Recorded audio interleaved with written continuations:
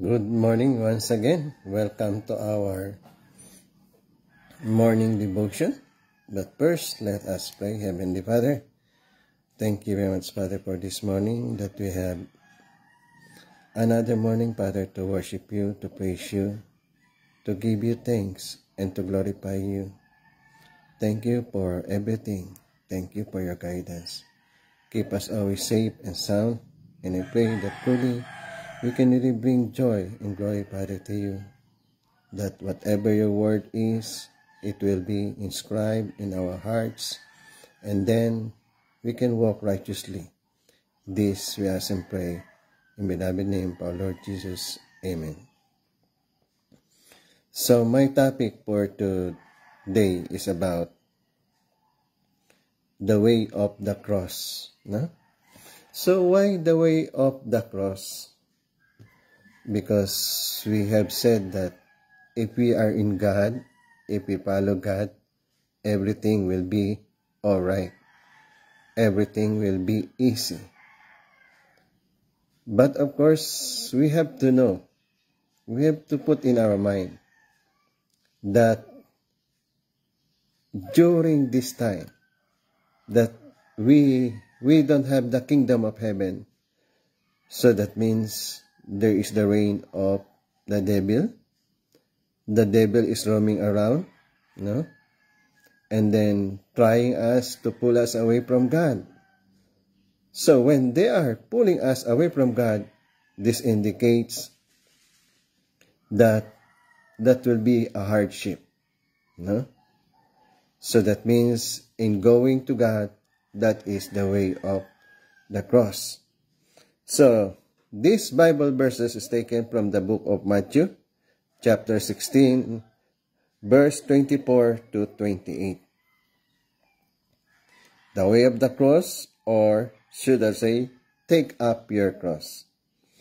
Then Jesus said to his disciples, if anyone desires to come after me, let him deny himself and take up his cross and follow me.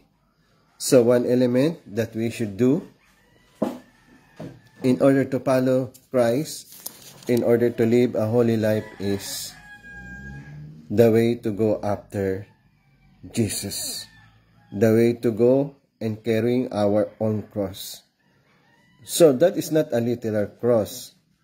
And at the same time, that is not exactly that to put ourselves in hardship in any way. But one thing is,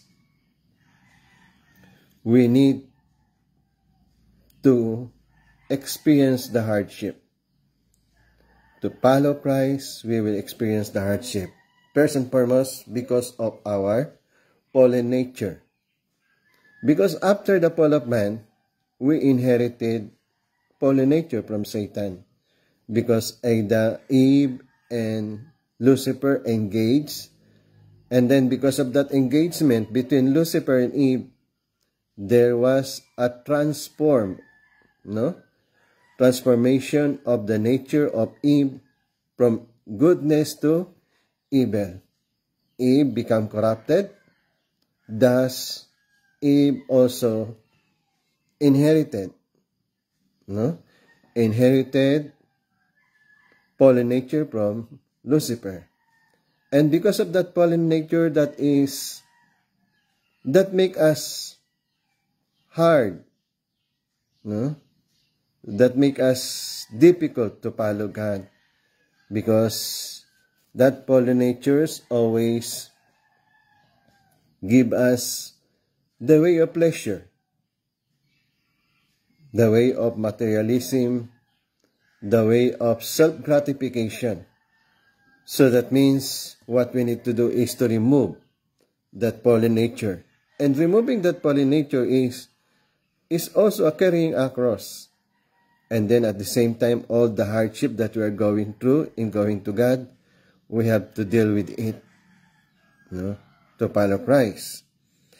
And then let us continue. For whoever desires to save his life will lose it, and whoever loses his life for my sake will find it. So that means, if we lose our life, No? So what kind of life that we are losing? That immoral life, no, materialistic life.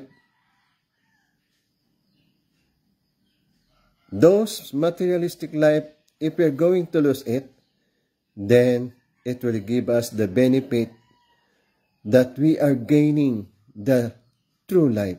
So what is the true life? True life is living centered on Christ. True life, living centered on God. So that means, if we want to save our life, is meaning to say, we need to go to God. We need to be with God. So that means, being with God, seeking for God, looking for God, following God, obeying God, all those things constitute of obeying God.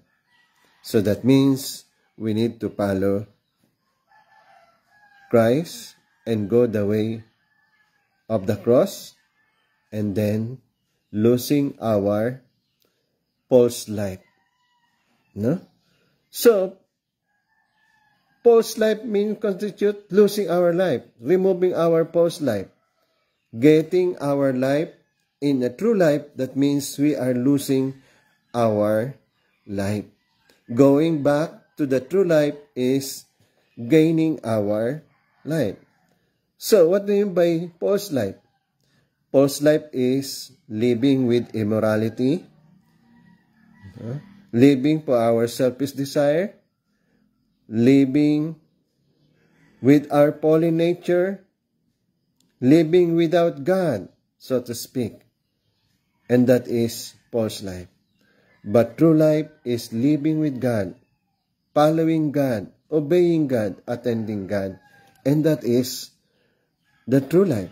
And that's exactly what Jesus, if you want, whoever save his life will lose it, and whoever loses life shall find it. No? We have to disregard. We have to detach ourselves from the false life and then attach ourselves to true life. So another thing, for what is a man profited if he gains the whole world and loses his own soul? Or what will a man give in exchange for his souls? So that means, when we committed ourselves to seek material things, to seek wealth, of course, becoming rich, so to speak, is not exactly evil as that. But of course, if we are possessed by materialism, if we are possessed by wealth, if our mind and heart is always centered on material things, then that will constitute that we are losing our soul. Yeah. We are losing our soul. Because after all, after we die, everything will be left behind. No? Everything will be left behind, and nothing. No? We cannot bring anything from this earth. So that means, of course, before gaining material things, that means we need to align ourselves with God. We must have a vertical connection with God first. Before having a horizontal relationship, that means vertical relationship first. So vertical relationship first is the meaning to say we are aligned with God. We are centered on God. Then horizontal relationship, that means we love other people. No? That means sometimes people are using people just to gain wealth. People are using people just to gain material things. And that is not good. So what we need to do is to have that proper relationship, meaning to say, we are loving them because God's loved them.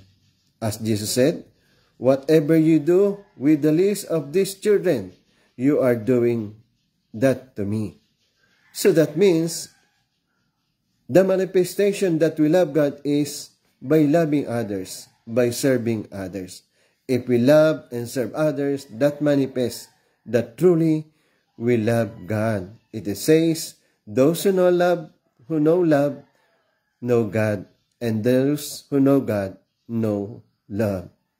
So that means one characteristic if we love God is we love our neighbor, we love everything, no, that God loves. And then another thing it says, for the Son of Man will come in the glory of the Father with his angels, for he will reward each according to his works. According to his works. So that means we need to see. We need to look what I have accomplished for God. What I have accomplished for holiness. What I have accomplished for the heavenly purpose. That is the important thing. That the Lord Jesus Christ, when he comes, he will reward us according to what we did. According to what we does. No? According to what we accomplish. So that means we need to accomplish a heavenly things for God. Serving God with sincerity and loving people, serving people, living for the sake of others. If we live for the sake of God, if we live for the sake of others, that constitute that we are doing fine with God. And then for that, we will be rewarded. That means we must have proper, absolute faith, absolute love, and absolute obedience. Then, I surely, no, as we continue, I say to you, there are some standing here who shall not taste death till they see the Son of Man coming in his kingdom. Okay, I cannot elaborate this one, because according to this one, if we are with God, we will not experience death. Of course, there is many instances in the Bible that literally they never experienced death. There are 3 people who never experienced death. So whatever it is, no, the explanation of this is, let us leave it to our Lord and Savior Jesus Christ. But one thing we need to do is, we need to take up our cross and follow our Lord and Jesus no matter what. No? In hardship, in sickness and in health, no? In poor and in prosperity, no? Just like husband and wife. No? Just like husband and wife, that means we need to follow Christ faithfully. We need to be with Christ all the way until such time that we accomplish our purpose in life. We need to love God, we need to love Christ, we need to love our Lord and Savior Jesus Christ, and follow Him. First and foremost, we need to repent, then accept that there is God, and then another thing is we need to accept our Lord and Savior Jesus Christ, our Lord and Savior, not only in mouth, but also in deeds. That means we need to follow Christ all the way. No, all the way we need to follow Jesus. There is no if and buts, but we need to follow. And that is the way of the cross in following our Lord Jesus Christ. The exchange of the cross is the eternal life. The exchange of the cross that we are going to carry is the love of God. The exchange of the cross that we are going to take is we are going to be with God. We will be with God. And I think that is the goal of our faith. The goal of our faith is to see God, to be with God. When I speak to see God, that is not the literal. Meaning to say to see God is we need to experience God. Not only in life after death, but also here on this earth we can experience God. Okay? So that means we should not complain. We should not be afraid to take the cross in following our Lord and Savior Jesus Christ, because the reward is waiting for us. And then we need to help others also. to understand God, to be with God, to attend God. Okay, thank you for tuning in. Thank you for watching. And I hope you will like and share, and then so I can reach out as many people as I can. Once again, thank you. And I hope that I imparted to you the words of God properly and squarely and accordingly. So let us pray. Thank you very much, Heavenly Father, for this morning that you have given to us, that we exchange, that we engage in your words. Please be with us and keep us always safe and sound, especially these trying times in our country. That I think there's already four typhoon that will hit our country. Heavenly Father, that is the call of nature. We cannot stop it because that is the course of the nature. But what we can only is to prepare properly and then to have faith that we will not be harmed because you are there. As long as we have our Lord and Savior Jesus Christ, as long as we have faith in you, whatever tribulation, whatever trials, whatever typhoon, whatever earthquakes, or whatever calamities, we will be safe because we are in you and you in us. Please keep safe our country, keep safe the people, that they will prepare, that what preparation they are going to have is a preparation with faith and love to you. Thank you for everything. Thank you for this morning. This I ask and pray in Jesus' name. Amen. Good morning, Heavenly Father. Good morning, Lord Jesus. Good morning, Holy Spirit. Glorify thy name. Glorify thy name. Glorify thy name to all the earth. Glorify thy name. Glorify thy name.